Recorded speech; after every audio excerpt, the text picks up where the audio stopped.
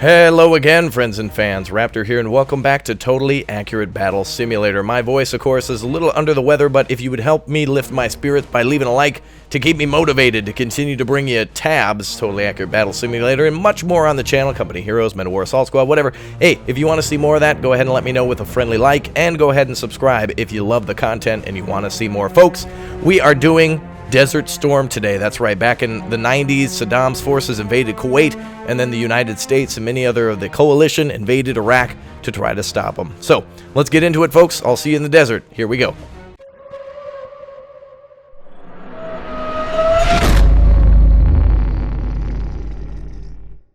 All right. So, we've got a simulation first of Kuwait's defense. The Iraqi forces, of course, invaded Kuwait to try to take their oil and make Kuwait a part of Iraq, I believe, back in the 90s. So let's go ahead and get started with that. We're going to go ahead and have a Kuwaiti defense force over here.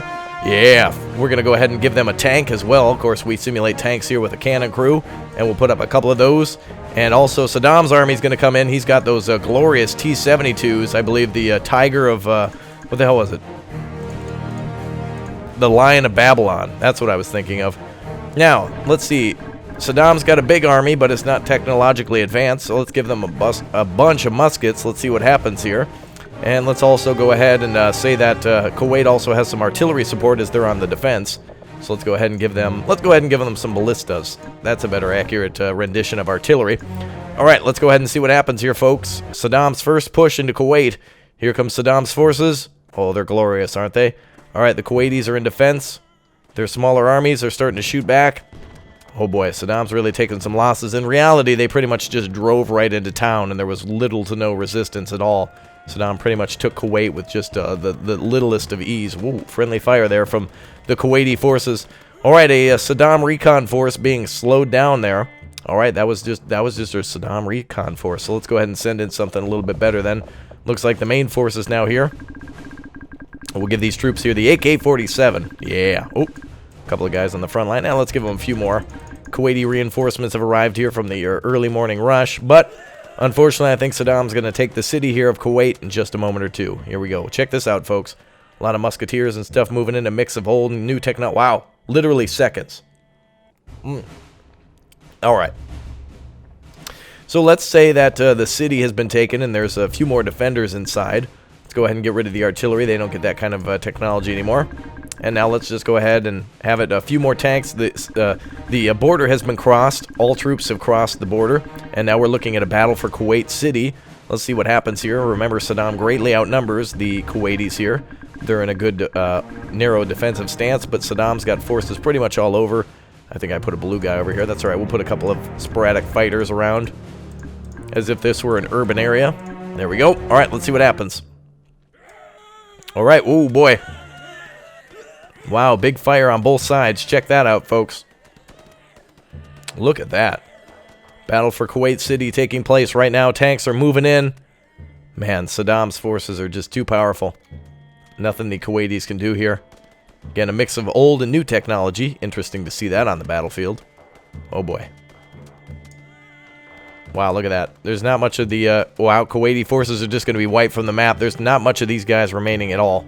It's just pretty much over. Wow, red victory. Okay, Saddam now occupies Kuwait, and the Kuwaiti army is gone. But a better army is coming to kick his ass, the U.S. Army. And that and the British and a few others. Even Russia was like, whoa, we're out, dude. After the Cold War, Russia was pretty much like, yeah, we ain't messing with you, Saddam. We're out. And that was it. It was like, we's out, bro. Deuces, and that was it from Russia. All right, let's go ahead and get rid of the Kuwaiti forces as well.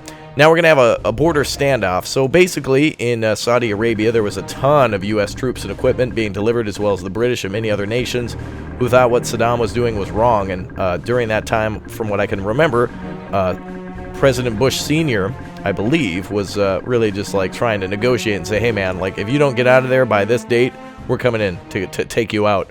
And he waited until the last second and he didn't retreat. So America started bringing in some airstrikes and such. Before the U.S.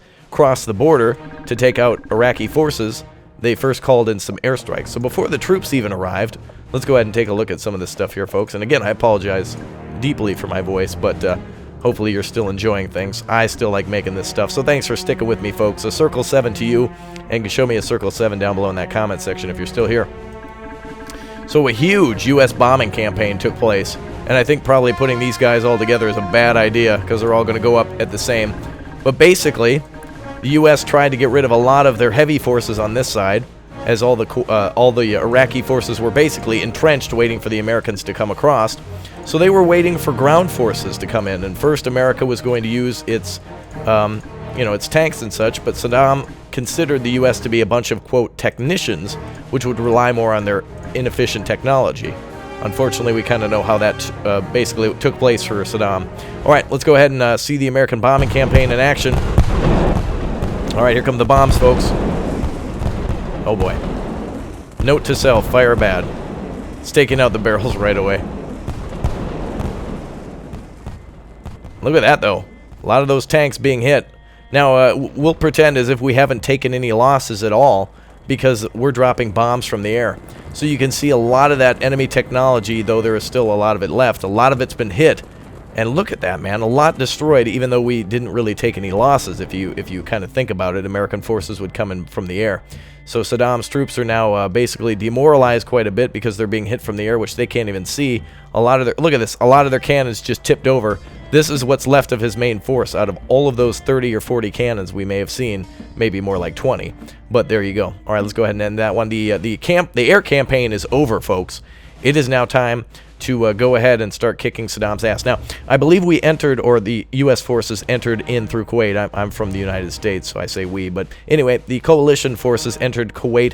But first, before he did, Saddam wanted to try. He was screwing with everybody, man. A little bit of a history lesson here. He was trying to fire scuds at Israel, and he was also trying to get the Saudi Arabians into the war. So basically, Saddam sent over a armored force, from what I can recall, and he tried to take a little Saudi Arabian village of like farmers and peasants that was lightly defended by Americans. And so he sent a force there, but they were able to hold him off. So let's go ahead and simulate that. So Saddam sent in a pretty substantial force. The Americans fought them off, and Saudi Arabia really didn't think much of it. They said, oh, well, you know, whatever. He's trying to provoke us into a war. So they didn't want anything to do to that. So let's go ahead and simulate a couple of tanks and troops coming in, and the Americans trying to defend the village. Here we go, folks. Let's see how successful the U.S. defense is of the village. So here come the Iraqi forces and their tanks. And these were special forces Americans. They were tough guys. These were like the best of the best from what I understand. So even if they don't last here, we'll just pretend. Ah, good blue victory.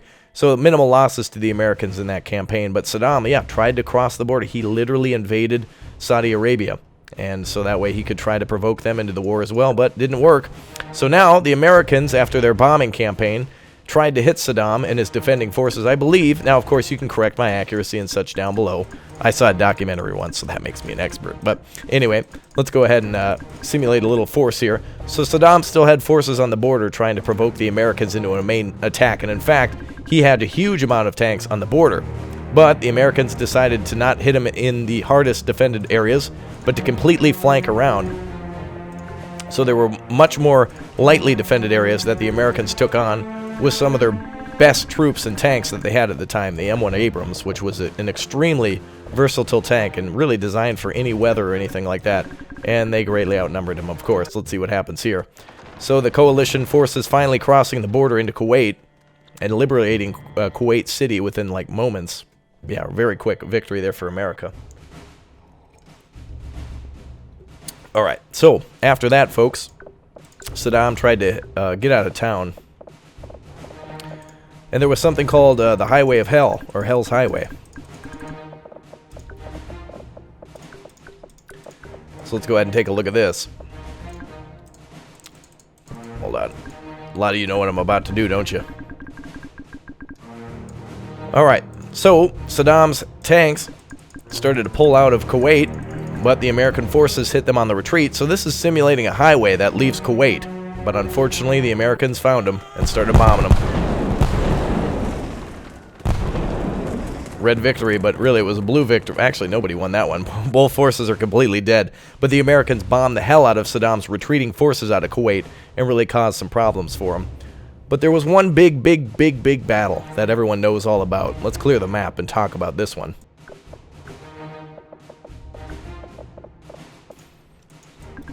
Actually, I don't think there should be any infantry in this one at all. Folks, one of the biggest battles after World War II for armor was the Battle of 73 Easting. A heck of a lot of American Bradleys and a lot of Abrams tanks went to battle in this desert, and the American forces outnumbered the Iraqis, but the Iraqis, of course, were in hull-down positions. They were dug into the desert hiding, waiting for the Americans. They had ATGMs, and they had artillery, and they had tanks, and they had troops waiting. So let's go ahead and simulate that. America had more of an armored mobile force, the U.S. and the Brits as well. The Brits definitely assisted, and a lot of the SAS forces, the Special Air Service for the Brits, were out looking for Scud launchers at the time. And the Scud launcher, let's go ahead and simulate that too, was a gigantic rocket launcher, a gigantic missile launcher that could fire these just giant, like, ballistic missiles, long ranges, carrying chemical weapons or nuclear warheads, but it didn't have it at the time. So let's go ahead and see what happened here.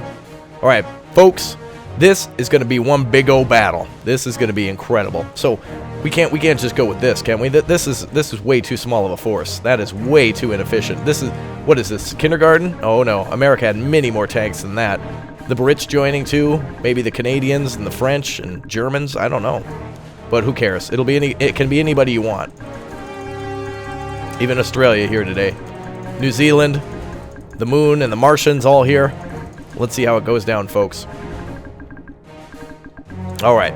Ready? 3, 2, 1, go. Oh boy. Oh boy. All right, here it goes. Battle of 73 Easting. A lot of American tanks advancing on the defending Iraqi forces. The glorious Iraqi army. One of the biggest in the Middle East at the time. In the 90s. Oh boy. America taking a heck of a lot of loss, probably due to those machine guns. Oh, but look at that. Oh, look at that. The tanks are counter-firing. Oh, hitting a direct hit on one of those soldiers. Wow, did you see that? All right, look at the fire back and forth, folks. That is impressive.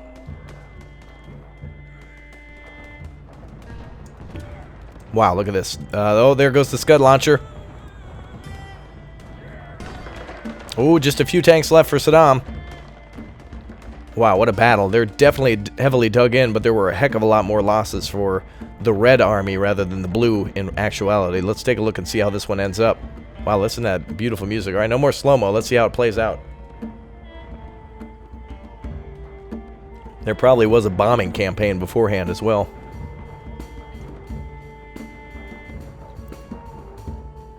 Uh-oh. I think Saddam might have a victory here, folks. Look at the amount of American tanks he destroyed. Though the tanks are equal here in the game, of course, because they're the same cannon type, you can rest assured that the American tanks were much better than the T-72. The M1 Abrams designed to destroy the T-72. Wow.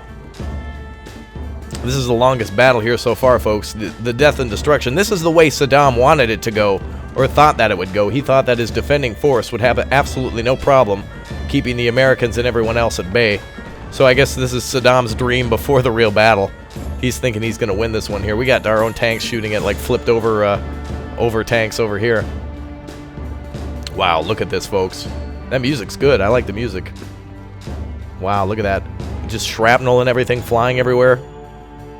Exactly as it would during the Battle of 73 Easting. Ooh, a couple more tanks. Three, four more tanks firing down there. Look at the battle, man. Almost like a more like a Civil War reenactment. That is crazy. All right. Well, that was Saddam's dream the night before. He thought that it would turn out that way. But unfortunately for Saddam, there was a heck of a lot of bombing going on the day before. Let's go ahead and simulate American bombers now with artillery, because we know those. Well, let's go ahead and do this. Barrel rollers, come on in. Hit Saddam with our bombing campaign the night before. And then our ballistas. There we go. Again, I'm in a little bit of pain as I'm speaking, so I'm trying my hardest to be entertaining for you. So sorry if it's obnoxious or something like that. I do apologize, but I'm trying so hard. I want to have so much fun here in Tabs, and it is a ton of fun. Oh, there we go. All right, let's keep this up. All right, so there's the American artillery. MLRS is standing by. Oh, wait a minute. No better way to simulate an MLRS than actually literally calling one out. Let's go back to Asia. Hwacha. MLRSs are here, folks. Used in the war to deliver pain, death, and destruction. Alright, let's see what happens. Alright, folks, here's what really happened now. An American bombing campaign, which probably will take out the Hwachas. No! Causing a good line of defense for the Americans, as we outnumber Saddam's forces. Of course, they still have troops in defensive positions. Those M16s can really cause some damage. Let's see if those ballistas can... Oh, goodbye. Wow, that guy flew right up into the air.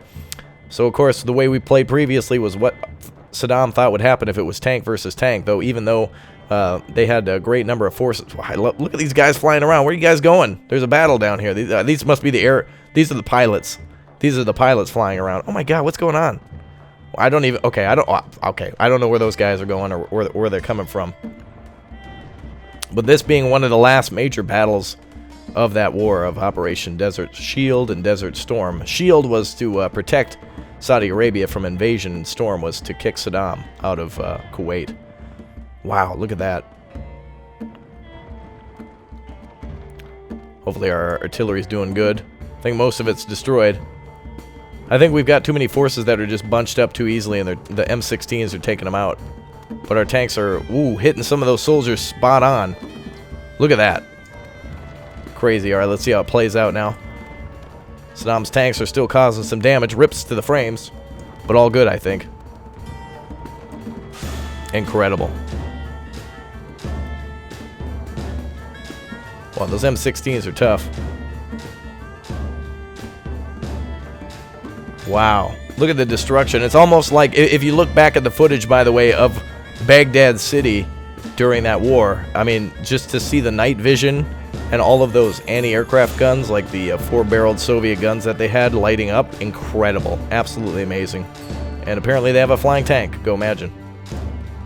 Wow. How did they get a tank up in the air? That's not fair, Saddam. You're cheating. Is it an AC-130? Wow. Alright, well, let's go ahead and do this then, folks. We're going to go ahead and clear the map of Saddam's forces. And, oh no, Saddam's losing. Oh no, he's only got a few guys left. Well, of course, they're showing white flags, and they took a lot of prisoners at the end of that war. But we're just going to go ahead and simulate one last epic fight between those forces as they finish off the last of the defenders. Let's see what happens. And Saddam did put on a good show of having oil wells set on fire as well. And, yeah, really impressive. So, anyway, war is definitely hell, and I'm glad you guys put up through mine here as we play more of Tabs. Let me know what wars you want me to simulate down below in the comment section. Maybe a Cold War between Denmark, or in Denmark, I should say. Well, Denmark would have fought in it. East versus West there, and we can play in the Cold War. We'll pretend it's Russia or something like that. Something cool. So if you guys have any ideas, or if you have any suggestions for future videos, then there you go. Thanks, you guys, for your support, and I'll see you all next time. Bye.